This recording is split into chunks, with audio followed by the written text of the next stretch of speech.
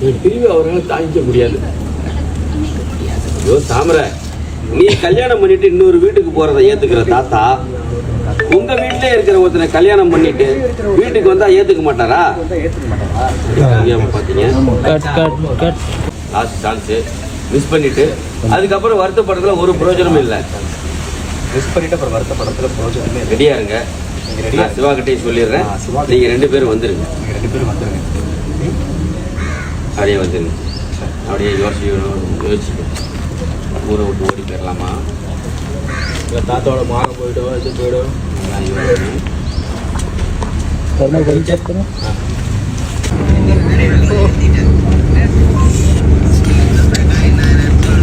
ஜீ தமிழ்ல டெலிகாஸ்ட் ஆகிக்கிட்ட வரக்கூடிய வாரிசு சீரியல்ல ஒரு பக்கம் சிபி சிவதானு ஐயா கிட்ட சிக்கி சின்னாபின்னமாக, இன்னொரு பக்கம் சிவதானோட பேத்தி தாமரை சிவான்ற ஒரு பையனால் லவ் பண்றாங்கன்னு தெரியாம சிவதானு ஐயா வேற ஒருத்தரோட கல்யாணம் பண்ணி வைக்கிறதுக்காக முடிவு பண்ணி தேதியை குறிக்க, இதை நினைச்சு தாமரை பயங்கரமா அழுக. அப்புறம் தாமரை மாடியில சிவா கூட பேசிக்கிட்டு இருக்கிறத பார்த்த தமிழ், கவலைப்படாத நான் பாத்துக்கிறேன், சிவதானு ஐயா கிட்ட நான் சொல்றேன்னு சொல்லியும் தாமரை வேணாம், தாத்தாக்கு இதை கேட்டு ஏதாவது ஆச்சுன்னா என்னால தாங்க முடியாது, விதி என்னவோ அதுவே நடக்கட்டும்னு சொல்லி கல்யாணத்துக்கு தயாராகாம நைட்டு குளத்து பக்கத்துல வந்து நிக்கிறாங்க. என்ன குளிக்க போறாங்களான்னு பார்த்தா தொப்புன்னு குதிச்சு சூசைட்க்கு ட்ரை பண்ண, அந்த நேரம் பார்த்து சொல்லி வச்ச மாதிரி சேது இந்த பக்கம் வந்து தண்ணியில குதிச்சு தாமரையை காப்பாத்தி, இனி உங்க மேரேஜ் என் பொறுப்பு, நான் பாத்துக்கிறேன், நீங்க இதை பத்தியும் கவலைப்படாதீங்கன்னு சொல்லி வீரவசனம்லாம் பேசி அனுப்பி வச்சிருந்தாரு.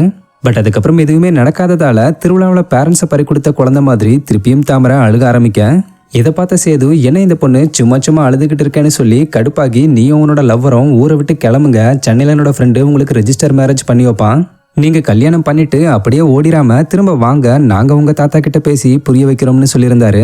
இந்த நிலையில இது சம்பந்தப்பட்ட பிடிஎஸ் வீடியோஸை ஆக்டர் சுர்ஜித்தும் ஆக்ட்ரஸ் இந்துவும் ரீசெண்டா ஷேர் பண்ணிருக்காங்க.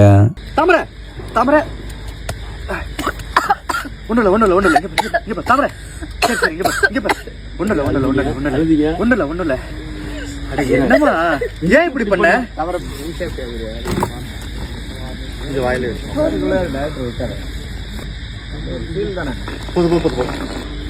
என்னால என் தாத்தா பேச்சையும் மீற முடியல, அவனையும் மறக்க முடியல.